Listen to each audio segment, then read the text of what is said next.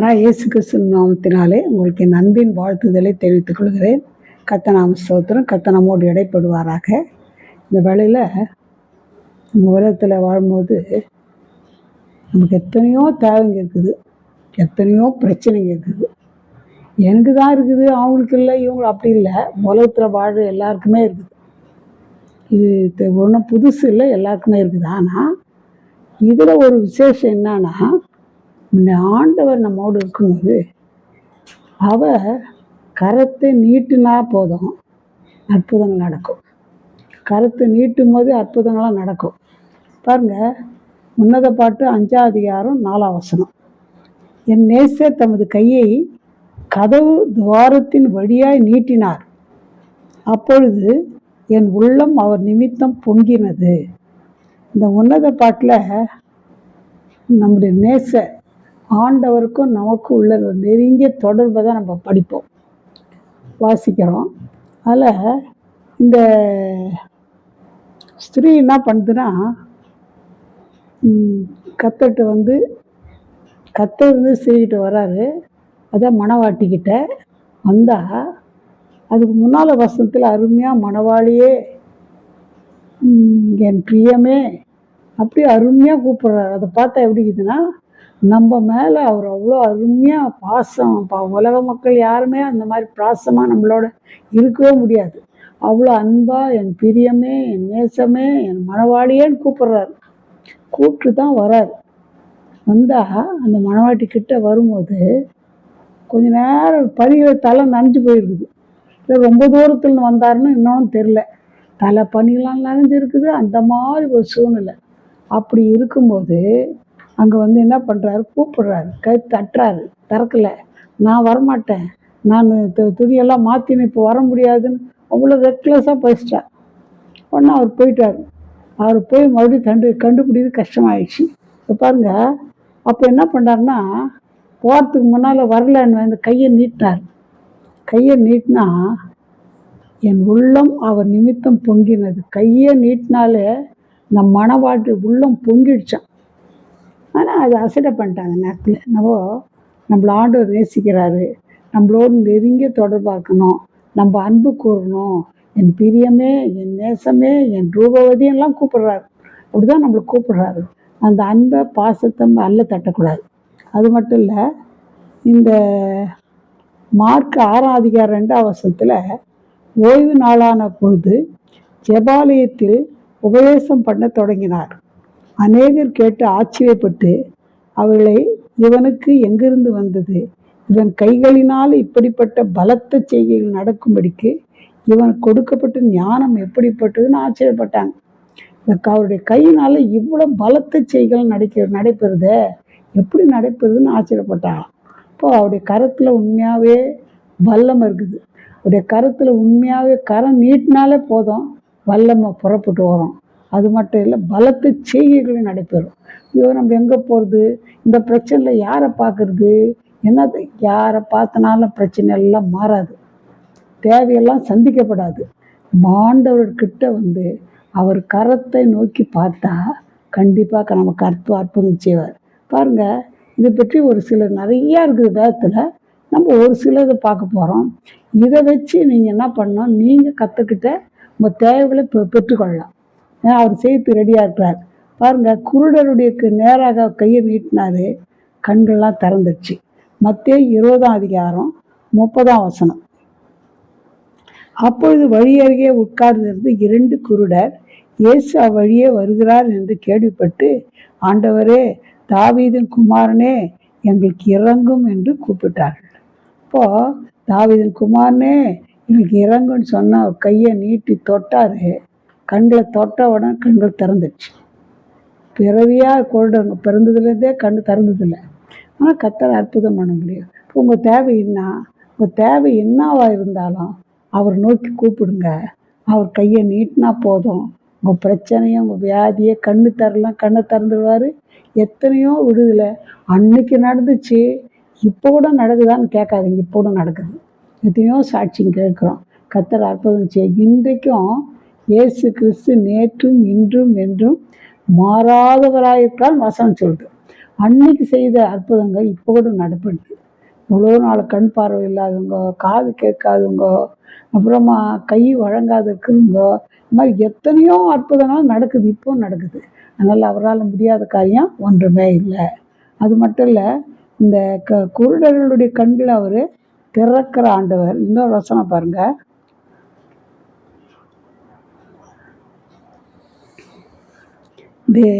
ரெண்டு குழந்தையர் 4:4 தேவனுடைய சாயலா இருக்க கிறிஸ்துவின் மகிமையான சுவிசேஷத்தின் ஒளி அவிசுவாசிகளாகி அவர்களுக்கு பிரகாசமாய் இராதபடிக்கு இப்பிரபஞ்சத்தின் தேவனானவன் அவருடைய மனதை குருடாக்கினான். பிரபஞ்சத்தின் மனுஷன், பிரபஞ்சத்தினுடைய தேவன் யாரு? பிசாசு. இந்த பிசாசு என்ன பண்ணுதுன்னா, ஜனங்களுடைய கண்களை, மனக்கண்களை குருடாக்கிறான். இப்போ வெறும் கண்கள் மட்டும், மனக்கண்களை கூட குருடாக்கினா கூட அவர் நோக்கி பார்க்கும்போது நம்ம மனக்கண்களை கூட என்ன பண்ணுவார்? அவர் பிரகாசமுள்ள ஒரு மனக்கண்களாக மாற்றிடுவார்.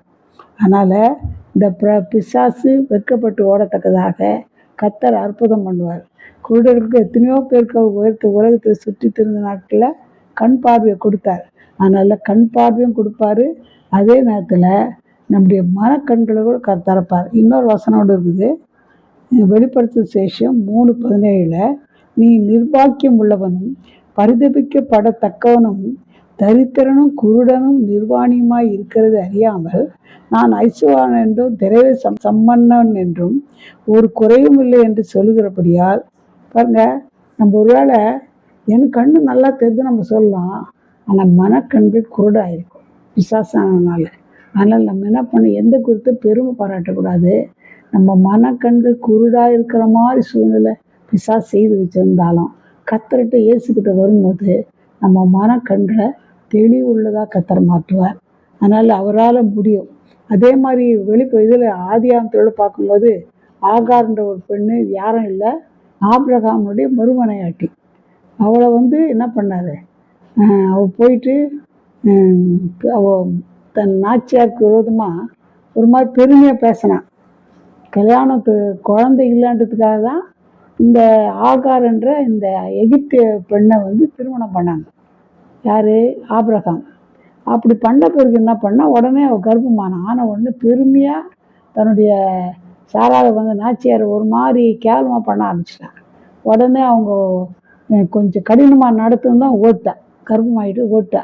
அதனால கர்த்தர் இறங்கி நீ போய் அடங்கிற கையில்லைன்னு சொன்னால் அந்த அடங்கி இருந்தா. அப்படி அடங்கி இருந்த பிறகு என்ன பண்ணுறது, ஒரு குழந்தை பிறகுன்னு நல்ல ஒரு குழந்தை பிறந்துச்சு. இஸ்மவேல் பேர் வச்சாங்க.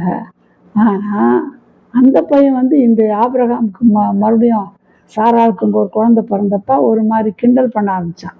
அப்போ என்ன செய்தாங்க, அந்த நேரத்தில் இவங்க ஆபிரகாமு அவன் மகனை கூடவை கொட்டு ஒரு தூக்கில் ஒரு பாட்டில் தண்ணி ஊற்றி அனுப்பிச்சிட்டாரு வெளியே. அது எவ்வளோ நாள் வனாந்தரத்தில் கொஞ்ச நாளுக்கு தண்ணியெல்லாம் காலி ஆயிடுச்சு. காலி ஆன உடனே அப்போ ரொம்ப அழுகுறான். குழந்தைங்க சாக போகுதுன்னு தூரத்தில் விட்டுட்டு பிள்ளை சாகிறத நான் பார்க்க மாட்டேன்னு சொல்லிட்டு இவன் என்ன பண்ணுறா, அழுகுறான். அந்த நேரத்தில் அந்த பிள்ளையினுடைய அழுகை சத்தத்தை கேட்டு கர்த்தர் இவருடைய கண்களை திறந்தார். கண்களை திறந்தப்போ என்னாச்சுன்னா, அந்த வனாந்தரத்தில் அவள் இருக்கிற இடத்துலேயே ஒரு நீரூற்று உண்டாயிடுச்சு. நீரூற்று உண்டானதும் அப்புறமா துருத்தியில் போய் தண்ணியை பிடிச்சி குழந்தைக்கு குடிப்பாட்டின பிறகு அவன் பழிச்சிக்கினான். இப்போ எந்த கண்களையும் திறக்க முடியும், அவரால் முடியாத காரியம் ஒன்றுமே இல்லை. அது மட்டும் இல்லை, இன்னொரு வருஷம் மத்தேயு 14:30 பேது இருக்கிறார். பேது என்ன செய்கிறாருன்னா, இவங்க பேது மற்ற சீஷருங்கெல்லாம் படகுல ஏறுங்க, போயிட்டு அக்கறைக்கு போங்கன்னு இயேசுவே சொல்லிவிட்டு மலை மேலே ஜெபிக்க போனார். ஜெபிக்க போனால் நல்ல பயங்கர காற்று, சோல் காற்று அடிக்குது. அதனால் இந்த கப்பலே முழிக்கிற மாதிரி ஆயிடுச்சு. எவ்வளோ தண்டு வலிக்கிறாங்க, அவரால் முடியல. நான் கர்த்தரை அதை பார்த்தேன், அவரால் சும்மா இருக்க முடியல. உடனடியாக இறங்கி அப்படியே நடந்துட்டார். அப்போ என்ன வந்துட்டு அவங்க படுற கஷ்டத்தை பார்த்து உடனே மலை மேலேருந்து இறங்கி வந்துட்டார். மேலே இறங்கி வரும்போது என்ன கடல் மேலே நடந்து வர்றார். உடனே இவங்களுக்கு பயந்துட்டாங்க. ஆவேசம், இது பேய பிசாசு போலுக்குது, தண்ணி மேலே யார் நடப்பாங்க சொல்லிட்டு பயந்தாங்க. அப்படி இல்லை, நான் தான் சொன்னார். உடனடியாக இந்த பேதுக்கு ஒரு விசுவாசம், அவர் தண்ணி மேலே நடந்தா நான் கூட நடக்கிறேன்னு சொல்லிட்டு நான் கூட நடந்து வாழ்றாரு. இவன் கூட தண்ணி மேலே நடந்து போகிறான், கொஞ்சம் தூரம் நடந்து போகிறான். இந்த கடல் கொந்தளிக்கிறத பார்த்த உடனே விசுவாசம்லாம் போயிடுச்சு. ஐயோ நான் மூழ்கிடணும்னு யோசித்தான் பாருங்க. அப்படி யோசித்தப்ப என்ன நடந்துச்சுன்னு சொன்னால், உடனடியாக அப்படியே மூழ்க ஆரம்பிச்சிட்டான். உடனே கூப்பிட்டான், ஆண்டவர் நோக்கி கூப்பிட்டான். ஆண்டவரே என்னை காப்பாற்றுன்னு சொன்ன உடனே கர்த்தர் என்ன பண்ணார், அந்த கை பிடிச்சி அவனை அப்படியே கருத்தை நீட்டினார். நீட்டி அவர் தூக்கி விட்டார். இதில் நமக்கு என்ன தெரியுதுன்னா, கர்த்தர் என்ன பண்ணுவார், நம்ம ஏதாவது கஷ்டத்தில் பிரச்சனையில் மூழ்கி போகிற மாதிரி ஒரு சூழ்நிலை வந்தால் நம்ம என்ன பண்ணோம், இந்த லட்சியம்னு அவன் கூப்பிட்டான் பாருங்க, உடனே கர்த்தர் கை தூக்கி விட்டார். நம்ம என்ன பிரச்சனையில் இருந்தாலும் சரி, இந்த பிரச்சனை மத்தியில் நம்ம ஆண்டவரே என்னை ரட்சியுங்க, என்னை காப்பாற்றுங்க நம்ம கூப்பிடணும். கூப்பிட்டு அவர் என்ன பண்ணார், அவருடைய கரத்தை நீட்டி கர்த்தர் அவர் அன்றைக்கி கரத்தை அவன் கூப்பிடல, கரத்தை நீட்டியெல்லாம் மூழ்கி போய் செத்து போய்ப்பான். அப்போது நமக்கு கூட பிரச்சனையே வராதுன்னு சொல்ல முடியாது. பிரச்சனை வரலாம், எத்தனையோ கஷ்டங்கோ ப்ராப்ளம் எது வந்தாலும் சரி, நம்ம ஐயோ போனால் அவ்வளோதான், என்ன பண்ணுற கதை அவ்வளோதான் அப்படி யோசிக்கக்கூடாது. எந்த பிரச்சனையாக இருந்தாலும், எந்த வேதனையாக இருந்தாலும், எந்த ப்ராப்ளமாக இருந்தாலும், இயேசுவே என்னை காப்பாற்றுங்க ரட்சிங்கன்னு கூப்பிட்டு தான் பாருங்களேன், உடனடியாக கர்த்தருக்கு ஒரு அற்புதம் பண்ணார். அவரால் முடியாத காரியம் ஒன்றுமே இல்லை. அப்படி கரம் அவ்வளோ வல்லமுள்ள ஒரு கரம். கண்டிப்பாக என்ன பண்ணுவார், அவர் கரம் நீட்டி என்ன பண்ணுவார், காப்பாற்றுவார். அது குறைகளை நிறைவாக கரை நீட்டி காப்பாற்றுகிற ஒரு தேவனாக இருக்கிறார். அதுக்கு அடுத்தபடி பார்க்கும்போது மத்தேயு 14ஆம் அதிகாரம் 7ஆம் வசனம் 18ஆம் வசனம். இது இங்கே ஜனங்க பிரசங்கம் கேட்டுனே இருக்கிறாங்க. பிரசங்கம் கேட்டுனே இருந்தால் 3 நாள் ஆயிடுச்சு. பசி ஜனங்களால் 3 நாள் கேட்டுனேங்கிறான். அவங்கன்னா பசின்னு சொல்லலாம்னா, ஆனால் அவங்க எங்கே சோர்ந்து போவாங்களோ, அனுப்பிச்சிட எங்கன்னா சோர்ந்து போயிடுவாங்களோன்னு இவருக்கு பரிதாபம். இறக்கமுள்ள ஆண்டவர். அவர் இறக்கப்பட்டு என்ன பண்ணார், எதனா இருந்தாக்கா பாருங்க, அது சொன்னாங்க 5 அப்பம் 2 மீன் ஒரு பையன்கிட்ட கொடுத்தாங்க. உடனே அவர் என்ன சொல்கிறாருன்னா, அவைகளை என்னிடத்தில் கொண்டு வாருங்கன்றார். இப்போது அதற்கு அவர்கள், இங்கே எங்களிடத்தில் 5 அப்பமும் 2 மீன்களை இல்லாமல் வேறொன்றும் இல்லை என்றார்கள். அவைகள் என்னிடத்தில் கொண்டு வாருங்கள் என்றார். அப்போது அவர்கிட்ட கொண்டாந்து கொடுத்த உடனே என்ன பண்ணார், அதை 19ஆம் வசனத்தில், அப்பொழுது அவர் ஜனங்களை புல்லின் மேல் பந்தி கட்டளையிட்டு அந்த 5 அப்பங்களையும் 2 மீன்களையும் எடுத்து வானத்தை அண்ணாந்து பார்த்து ஆசீர்வதித்து அப்பங்களை பிட்டு சீஷர்களுக்கு கொடுத்தார். சீஷர் ஜனங்கள் கொடுத்தார்கள். அப்போது இப்போ ரொம்ப தேவை. இந்த தேவை தேவை இருக்கலாம், குறைங்க இருக்கலாம். என்ன பண்ணுறது ஏது பண்ணுறது அப்படி நம்ம யோசிக்கக்கூடாது. என்ன குறையாக இருந்தாலும், என்ன தேவையாக இருந்தாலும், இந்த அற்புதம் அன்றைக்கி நடத்தினார். ஆனால் அதெல்லாம் ஏன் இன்றைக்கி நான் ரெக்கார்ட் பண்ணி எழுதி வச்சுக்கிறாங்கன்னா, நம்ம ஜீவ காலமெல்லாம் எல்லா மனுஷருக்கும் எப்பொழுதும் ஏதாவது ஒரு குறை வரத்தான் செய்யும், ஒரு தேவை வரத்தான் செய்யும். இன்றைக்கி உங்களுக்கு இருக்குதா இல்லையா, உங்களுக்கு ஏதோ ஒரு குறை இருக்குதுல்ல, என்ன பண்ணுறது தெரியாத தவிச்சுருக்கிறீங்க. இதை முடியவே முடியாது. சீசனுக்கு சொன்னால் சீசன் சொல்கிறாங்க 200 பணத்துக்கு அப்போ வாங்கினா கூட கொஞ்சம் கொஞ்சம் கொடுத்தா இவங்களுக்கு பத்தாதேன்றாங்க. அப்போ அந்த மாதிரி ஒரு சூழ்நிலை பத்தாது, இது முடியாது, இது நடக்காது, கடன் பிரச்சனையில் மாட்டிருக்கிறோம், இது ஒன்றுமே நடக்காது, எங்களால் முடியாது. எந்த காரியத்தில், எந்த பிரச்சனையில், எந்த தேவையில் நீங்கள் கஷ்டப்பட்டாலும் இயேசுக்கிட்ட வாங்க. அவர் உடனே என்ன சொன்னார், என்கிட்ட கொண்டு வாங்கன்றார். அந்த இருக்கிற 5 அப்பம் 2 மீன் தான், இது யாருக்கு வைக்க, யாருக்கு பார்த்தோன்னா என்கிட்ட கொண்டு வாங்கன்றார். அவர்கிட்ட கொண்டு போய் கொடுத்த உடனே அவர் என்ன செய்கிறாருன்னா, அதை அண்ணாந்து பார்த்து ஆசீர்வதித்து பிட்டு சீஷர் கொடுத்தார். சீஷருங்க அந்த ஜனங்களுக்கு பங்கிட்டாங்க. 50 பேரை உட்காந்துச்சு. அவங்க சாப்பிட்டுட்டு மீதம் ஒரு பீஸ் கூட கீழே விடாது, எல்லாம் எடுக்குன்னா 12 கூட நேரம் மீதம் எடுத்துச்சு. அவ்வளோ ஆசீர்வதிக்கிற தேவன். உன் தேவை எதுவாக இருந்தாலும் இந்த நேரத்தில் கலங்காத, வேதனைப்படாத, உன்னை தேவையை சந்திக்கிற, உன் பிரச்சனைகளை மாற்றுகிற, குறைகளை நிறைவாக்குகிற கர்த்தர்கிட்ட கொண்டு வா. அவர் அந்த பிரச்சனையை உடனடியாக எனக்கு மாற்றுவார், கவலையே படாது. அடுத்தபடியாக மார்க்கு 1ஆம் அதிகாரம் 31ஆம் வசனம். அவர்கிட்டே போய் அவள் கையை பிடித்து அவளை தூக்கி விட்டார். உடனே ஜுரம் அவளை விட்டு நீங்கிற்று. அப்போது அவள் அவர்களுக்கு பணிவிடை செய்தார். இயேசுவும் சீஷரும் பேதுருடைய பேதுரு ஒரு சீஷன் அவங்க வீட்டுக்கு போகிறாங்க. போனால் அந்த வீட்டில் அவங்க அம்மா, அதாவது மாமியார், என்னது பேதுரு மாமியார் எப்படி இருக்காங்க, ஜுரமாக இருக்கிறாங்க, பயங்கர ஜுரமாக இருக்கிறாங்க. எழுச்சி ஒன்றுமே செய்ய முடியாத சூழ்நிலை. இப்போ அவர் என்ன பண்ணாராம், கிட்ட போனார், கையை பிடிச்சி தூக்கி விட்டார். அவ்வளோதான். உடனே ஜுரம் அவளை விட்டு நீங்கிச்சு. அப்போ உடனே எழுந்துச்சி, டயர்டாகுது இதெல்லாம் ஒன்றும் இல்லை, உடனே எழுந்துச்சி அவங்களுக்கு பணிவிட செய்தார். அப்போது உன்னுடைய வியாதி என்ன வந்தாலும் சரி, உன் வியாதியில் உடனடியான ட்ரீட்மெண்ட் அவருக்கு தான் இருக்குது. அவரை நோக்கி அவங்க கேட்டாங்க, இந்த மாதிரி ஜுரமாக இருக்கான்னு சொன்னாங்க. சொன்ன உடனே தூக்கி விட்டாலும் சுகமாகி போச்சு. எழுந்துச்சி உடனே பணிவிட செய்கிற அளவுக்கு சுகம் கொடுத்தார். இப்போ உங்கள் வியாதி என்னவாக இருந்தாலும் சரி, நீங்கள் கலங்குறீங்களா, டாக்டர்கிட்ட போயின்னு தான் இருக்கிறோம், மெடிசன் சாப்பிட்டுன்னு தான் இருக்கிறோம், ட்ரீட்மெண்ட் எடுத்துன்னு தான் இருக்கிறோம், ஆனாலும் சுகம் இல்லைன்னு கவலைப்படுறீங்களா, ஏசுக்கிட்ட வாங்க, ஏசுக்கிட்ட வாங்க. அவர் கண்டிப்பாக ஒரே ஒரு வார்த்தை, அவர்களை என்ன பண்ணுவார், ஒரே ஒரு வாக்கு அனுப்பி சுகமாக்குவார்னு வசனம் 107 செய்கிறது. வாக்கு அனுப்பினால் சுகமாகும். அவர் குணமாக்க வல்லமை சுகமாக்கும். அவரால் முடியாத காரியம் ஒன்றுமே இல்லை. அது மட்டும் இல்லை, இன்னொரு பாருங்கள், அதில் 6ஆம் அதிகாரம், மார்க் 6ஆம் அதிகாரம் 5 அங்கே அவர் சில நோயாளிகள் மேல் கையை வைத்து அவர்களை குணமாக்கினதே அன்றி வேறொரு அற்புதமும் செய்யக்கூடாமல். அங்கே ஜனங்க அவிசுவாசப்படலை. இதில் முக்கியமான காரியம் என்னன்னா, நம்ம தேவையெல்லாம் சந்திக்க வர முடியும், ஆனால் விசுவாசம் இல்லாமல் அவர் பிரியமாக இருப்பது கூடாத காரியம். அவர் செய்வார், அவர் சுகம் கொடுப்பாரு, நீ விசுவாசிங்க. முதல்ல அவர் நோய் கூப்பிடுங்க, அவர் கண்டிப்பாக விசுவாசிங்க. கண்டிப்பாக உன் வியாதி பிரச்சனை எதுவாக இருந்தாலும் அவரால் சுகமாக்க முடியும்.